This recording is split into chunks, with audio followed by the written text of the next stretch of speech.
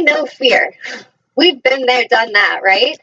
Every one of us has walked through darkness, walked through the lower vibrational energies, and it was to serve a purpose. It was to help wake us up. Our souls had a contract and an agreement to come in and to go through these experiences, to attract the abusive relationships or the negligent parents or the controlling co-workers or whatever it is. There's a part of us that we drew that energy to us from soul contracts and also from law of attraction. We have a frequency and a vibration, and as we're putting out and emitting a signal, we are drawing the very energy that we're putting out towards us. So sometimes when we pause and we know that we're struggling and we thank Spirit for bringing in a helper or a mentor, a teacher, then we will notice the teacher arrives and has important information to share with us, or they're there to shine their light to help and assist us. And there's times that we maybe don't think we're ready for that. And so that teacher comes in and we don't really want to hear what they have to say. So we slam the door in their face and go right back to where we know, which is fear, the land of fear. And like I said, we know that place well. It's a place of control. It's a place of paranoia. It's a place of manipulation, and it's really not necessary. It's something that feels very uncomfortably uncomfortable because it's what we know, and it causes such discomfort that it makes us just like itch and burn and just we want to run screaming from it, but we're also afraid to leave it. And so this is kind of the delicate balance in the shedding of the ego. Think of it as your caterpillar is that egoic self, and you're going to that cave of darkness to lose all sense of identity, to lose all sense of what you've been clinging to, what you've been attaching to yourself to tell the world this is what makes me more than you, or what makes me worthy, or what makes me superior, or what makes me a victim so that everyone will just take care of all my needs because I don't feel I'm capable. It's that sense of identity that we have to release in order to become the butterfly. Yeah. And every one of you watching, your soul is ready for the butterfly. I can feel it. I feel it in every fiber of my being that this planet and this consciousness, humanity, human space of consciousness is ready to just blast forward. Just blast, into a higher frequency and a higher vibration. I know that many souls have come, like myself, as messengers to assist with this shift. And I know that our messages can feel frightening because as truth is brought in, it often can challenge the very core of what you've identified your whole life to be about.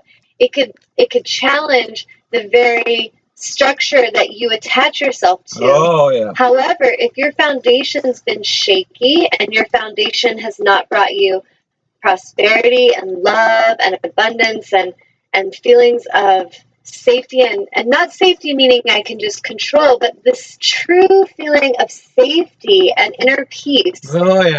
If these things have not brought that, it might serve us to be open to the messengers and to work with them and to listen to what they have to say because they love us, they care about us, they want to help us. When my angels come through and they bring me guidance and awareness, I know they do it because they love me and they want what's best for me. They don't want to cause me pain. They don't want to hurt me. And as I work with clients and I challenge them and I see the energetic patterns of what they're doing and what they've done for a long time, and I shine the light, and I always ask permission or they come to me because I do feel that's important. We don't need to run out and change the world and change people at all. But when people are coming to us and they're asking, or they say they're drawn to us and they would like to have us share our awareness, and then we do, and then they lash out and they're angry, I just feel that this is something that I need to share with each of you, that it is so important that you don't attach yourself to the outcome. It's so important that you don't attach yourself to what others think of you or what they're going to say or do with those messages, but that you have the courage and the confidence to speak truth and to trust that there is a higher reason for that, and not to be afraid or intimidated anymore. We have lived on a planet for far too long with humans that are out of alignment, that are afraid, and that are seeking to control and manipulate others' energy because they've forgotten how to really fill themselves up. They've forgotten to trust in the universe. They've forgotten to trust that they are worthy and that, of course, Source will take care of them. And when we're in that space, every one of us as humans have been in that space of fear. We can manipulate and control and be pretty nasty with our energy if we're trying to get something from someone because we feel fear that there's not enough. So when we look at situations like countries that are, being enslaved and oppressed, and we look at the deep need there, there's starvation, there's such fear, there's violence. It makes sense vibrationally that we have to be able to understand that until these energies can be acknowledged and really looked at, until all those that have been catering and enabling those controllers stop doing that, then how do we expect the shift to happen? And so what Source says to me is, if we want great shift on a planetary level, then we must have the courage to be the great shift ourselves.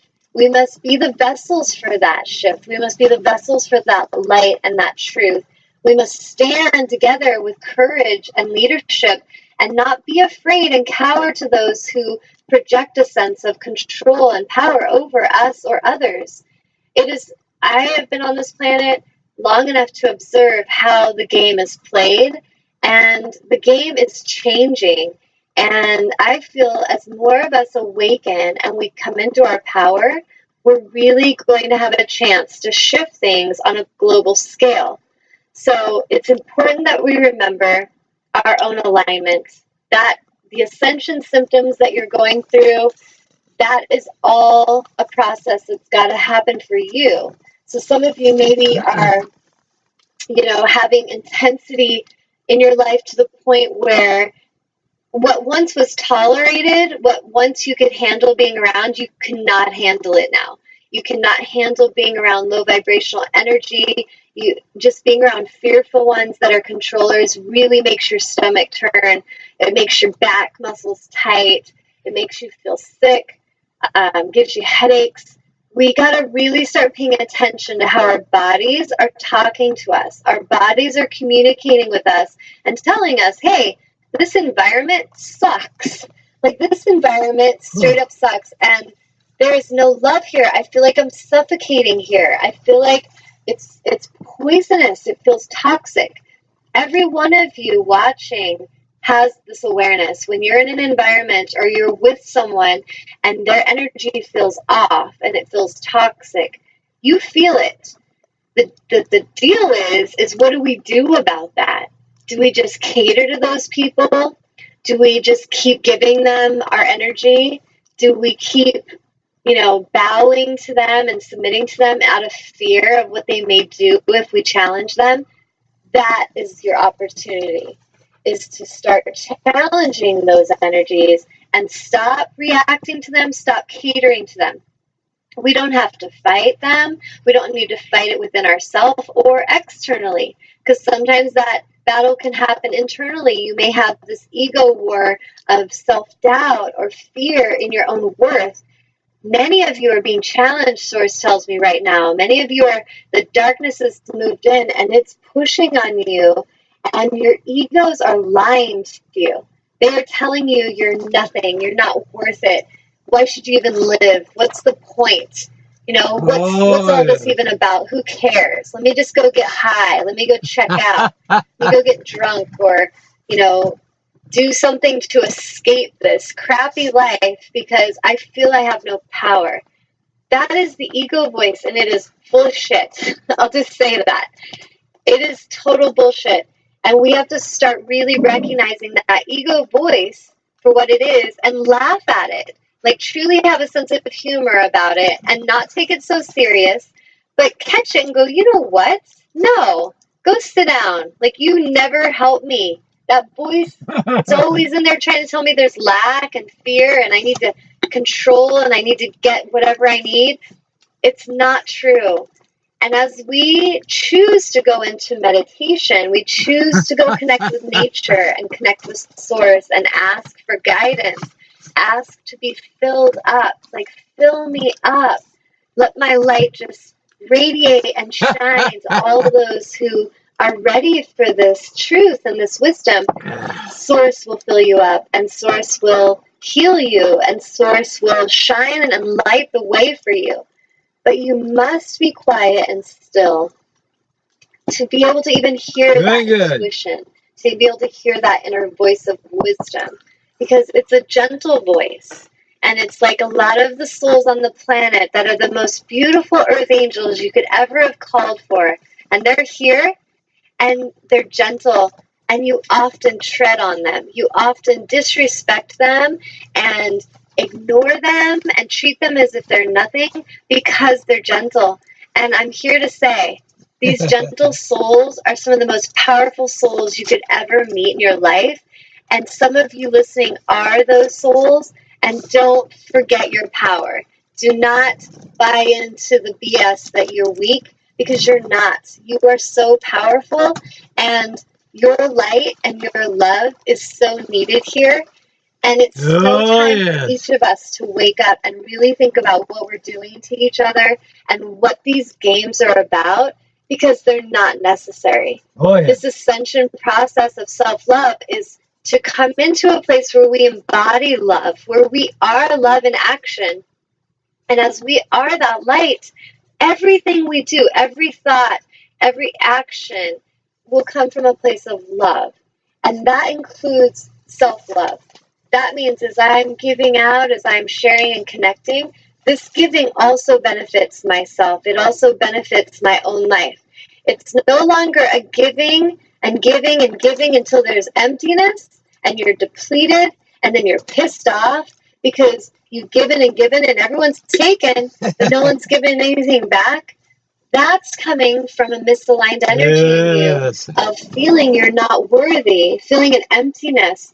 So you're giving and giving with the hopes that eventually you'll be worthy. Here's the deal. You're worthy right now. You are worthy. There is nothing you need to do. There's no one that you need to meet.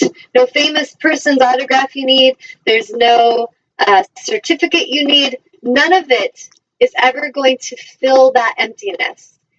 What will fill that sense of emptiness is you understanding and awakening to your wholeness.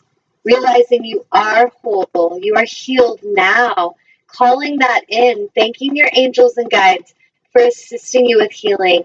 Working with intuitive healers like myself or any that are you feel drawn to, that you feel are really going to be truthful with you and are going to help you.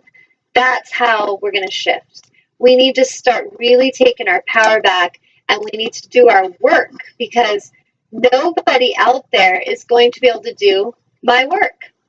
And I am not going to be able to do any of your work. We each have our own work. We each have our own stuff that we need to deal with. And so that's the first step, is we need to have our eyes open, be aware, be honest and truthful, filled with courage, filled with love, and know that we are damn capable. Every one of us. Every one of you watching has special gifts.